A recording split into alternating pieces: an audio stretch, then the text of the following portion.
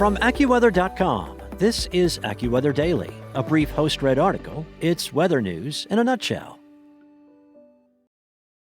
Rescue efforts are underway across the Caribbean after Hurricane Melissa tore through the region as one of the most powerful Atlantic storms in more than 150 years. Torrential downpours and forceful winds unleashed widespread destruction along the storm's path in Jamaica, Cuba, and the Bahamas.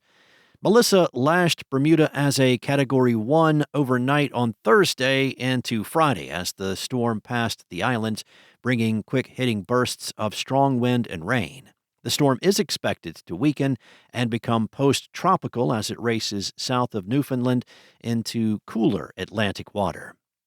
Reuters reported that at least 49 people are known to have died, though the full toll of the catastrophic storm will take days or possibly weeks to be determined. Emergency officials have begun to pick up the pieces, though, clearing some roads to reach isolated communities in need of relief, as several international efforts have also been launched. The Regional Disaster Assistance Response Team, activated by U.S. Secretary of State Marco Rubio earlier this week, has been deployed and will be on the ground over the weekend. Jamaica took the heaviest battering. Melissa made landfall there as a Category 5 storm with estimated maximum sustained winds of 185 miles per hour. CNN reported that authorities in Jamaica have recovered at least 4 bodies in the badly hit St. Elizabeth Parish. The Jamaica Constabulary Force confirmed 8 more deaths on Thursday in Westmoreland, Hanover, and St. James. 3 people also died during storm preparations. An estimated 25,000 tourists are still in Jamaica as the country emerged from the storm. Jamaican officials said Thursday 72% of the island was without power. Cuba was also hit hard after the hurricane made landfall there as a Category 3 storm on Wednesday. That included flooding, mudslides, property destruction, and infrastructure damage, particularly in Cuba's eastern regions, where hundreds of rural communities were left isolated. Cuba's foreign ministry said it is in touch with the U.S. State Department to get clarity on how the U.S. would be willing to help with its recovery.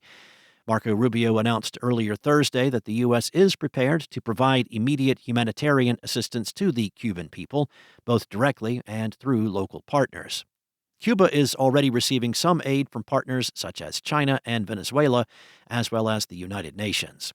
The highest death toll so far has been reported in Haiti, where the hurricane did not make direct landfall but caused significant damage and at least 30 deaths. The United Kingdom said on Wednesday it was deploying $10 million in emergency humanitarian funding. The British government also said it was chartering a limited number of flights to help British nationals leave Jamaica. Now, following Melissa, which was undoubtedly the worst hurricane of the season, AccuWeather meteorologists are monitoring the Caribbean as there is the potential for another tropical storm or possibly a hurricane to develop that could impact lives and property. The Caribbean remains warm enough to support additional tropical development in the coming weeks, with heat stored deep in the ocean helping to fuel storms. While hostile winds or wind shear are increasing across much of the Atlantic due in part to a strengthening jet stream, a quieter zone remains in the western Caribbean, where conditions may still support development. AccuWeather Chief Meteorologist Jonathan Porter said if there is development in the western Caribbean, it likely would not be until the second week or toward the middle of the month, with all conditions considered. That's all for now. You can find more regional forecasts and science-based articles at AccuWeather.com. And for your local forecast at your fingertips, download the AccuWeather app. Enjoy the rest of your weekend. Be safe. I'll be back on Monday with more from AccuWeather.